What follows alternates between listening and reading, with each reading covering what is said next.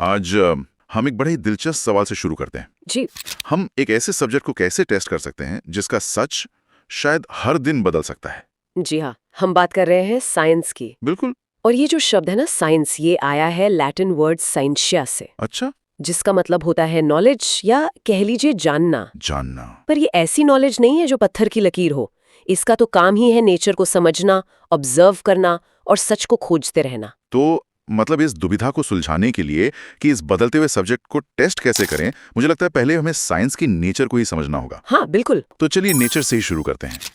कहते हैं कि साइंस सिस्टमैटिक है। इसका क्या मतलब हुआ? सिस्टमैटिक मतलब ये एक planned step by step process है। ऐसा नहीं कि अंधेरे में तीर चला रहे हैं। हम पहले ऑब्जर्व करते हैं, फिर एक हाइपोथेसिस बनाते हैं, उसे एक्सपेरिमेंट से टेस्ट करते हैं और तब जाके किसी कंक्लूजन पर आते हैं।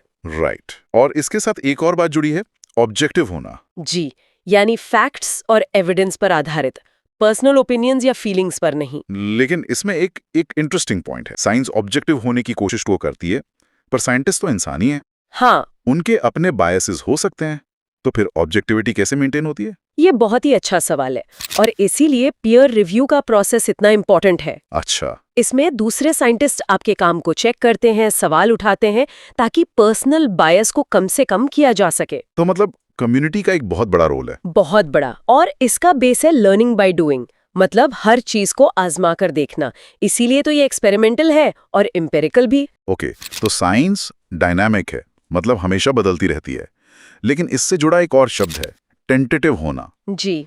इसका मतलब तो यही हुआ ना कि जो हम आज सच मान रहे हैं, हो सकता है कल वो गलत साबित हो जाए। ये सुनने में थोड़ा अनसेटलिंग है। हाँ, पहली बार में लगता है, पर सच कहूं तो यही साइंस की सबसे बड़ी ताकत है। वो कैसे? वो ये मानने के लिए हमेशा तैयार रहती है कि वो गलत हो सकती है। यही चीज उसे अंधविश्वास से अलग करती है। कोई उदाहरण? सबसे अच्छा उदाहरण है प्लूटो का। जब मैं स्कूल में थी तो हम तो बस रटते थे कि प्लूटो एक प्लैनेट है, 9 ग्रह। हाँ, हम सब ने रटा है। पर बाद में जब एरिस जैसे और सेलेस्टियल बॉडीज मिले, तो साइंटिस्ट ने प्लैनेट की डेफिनेशन को ही रीइवैल्यूएट किया और प्लूटो उस नई डेफिनेशन में फिट नहीं बैठा। राइट। यही फर्क है, सिर्फ फैक्ट्स याद करने में और साइंटिफिक थिंकिंग सीखने में। तो मतलब साइंस कोई मंजिल नहीं, एक सफर है जो हमेशा चलता रहता है। इसीलिए स्केप्टिसिज्म, यानी हर चीज को क्वेश्चन करना, टेस्ट करना इतना जरूरी है। सही कहा।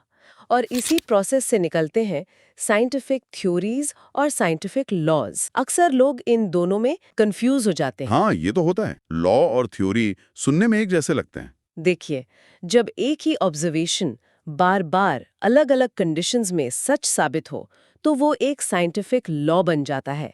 लॉ बस ये बताता है कि क्या होता है, जैसे न्यूटन्स लॉ ऑफ ग्रेविटेशन। कि आप कुछ भी ऊपर फेंकेंगे तो वो नीचे ही आएगा। ये क्या हो रहा है, ये बताता है। हाँ, तो फिर थ्योरी क्या है? थ्योरी उसके पीछे का क्यों और कैसे समझाती है। ये एक वेल टेस्टेड एक्सप्लेनेशन होती है। जैसे ग्रेविटी क्यों काम करती है, इसे आइंस्टाइन की थ्योरी ऑफ रिलेटिविटी समझाती है। अच्छा। तो लॉ बताता है क्या होता है और थ्योरी बताती है क्यों होता है, और थ्योरी बदल भी सकती है। हाँ, नए एविडेंस के साथ इवॉल्व हो सकती है या बदल भी सकती है। समझ गया। ये तो हुई विज्ञान के काम करने की बात, लेकिन इस सोच को क्लासरूम में उतारना एक अलग ही चैलेंज है। साइंस पढ़ाने का असली एम क्या होना चाहिए? देखिए, मेन एम है साइंटिफिक टेम्पर डेवलप करना, क्यूरियोसिटी जगाना और प्रॉब्लम सॉल्विंग स्किल्स को बढ़ावा देना। रटना बिल्कुल नहीं। तो इसमें सवालों का रोल बहुत इंपॉर्टेंट होता होगा। बहुत ज्यादा।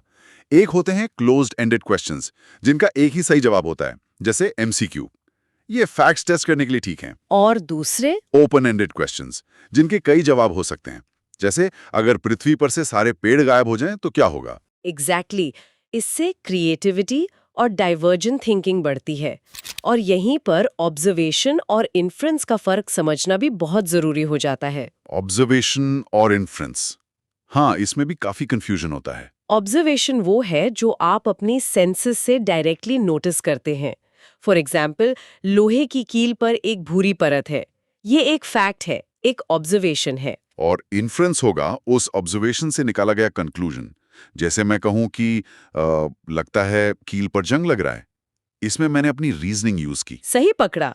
अब इसी इन्फ्रेंस को टेस्ट करने के लिए हमें एक कंट्रोल्ड एक्सपेरिमेंट डिजाइन करना पड़ेगा। और यहीं पर वेरिएबल्स का रोल आता है। वेरिएबल्स मतलब डिपेंडेंट और इंडिपेंडेंट। हाँ, डिपेंडेंट वो है जिसका रिजल्ट आप नाप रहे हैं, जैसे पौधे की ग्रोथ। इंडिपेंडेंट वेरिएबल वो है जिसे आप बदलकर असर देख रहे हैं। जैसे पौधे को कितना पानी दे रहे हैं, बिल्कुल। और बाकी सब चीजें जैसे मिट्टी, सूरज की रोशनी, तापमान, उन्हें सेम रखा जाता है।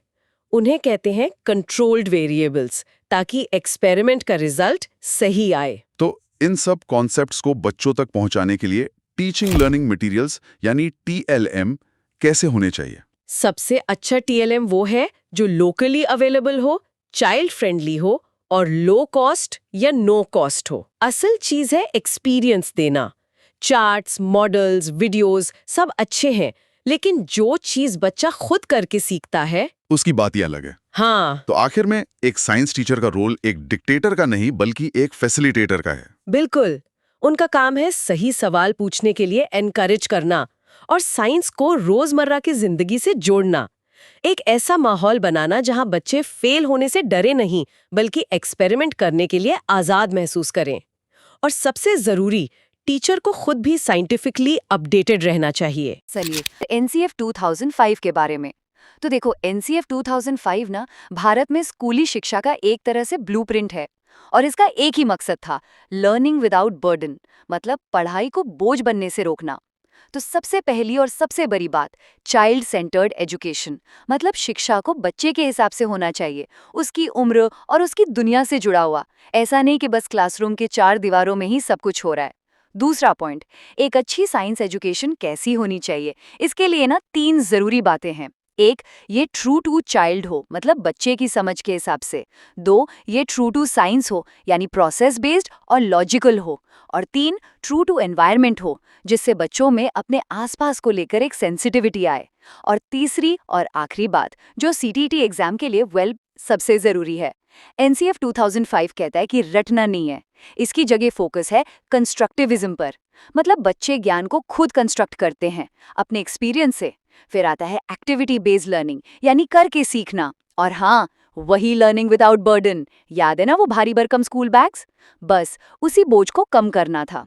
तो NCF 2005 को अगर एक लाइन में याद रखना हो तो फॉर्मूला सिंपल है, child plus activity plus no burden.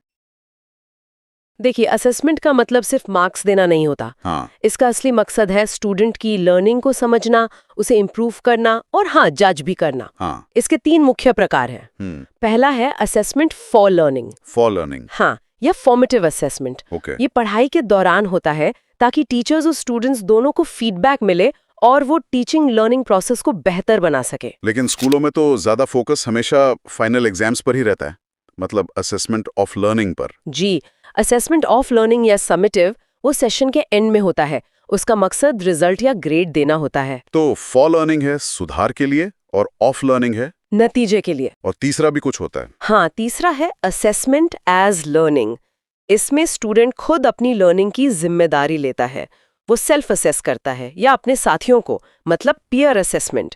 यहाँ स्टूडेंट खुद ड्राइवर सीट पर है। अच्छा, तो अगर मैं इसे आसान शब्दों में समझूं, फॉर लर्निंग है प्रोसेस के दौरान इम्प्रूवमेंट के लिए, जी। ऑफ लर्निंग है प्रोसेस के एंड में रिजल्ट के लिए, और एज लर्निंग में स्टूडेंट खुद ही अपनी लर्निंग का जज है। सही समझा मैं? एकदम सही। तीनों का अपना अपना रोल है।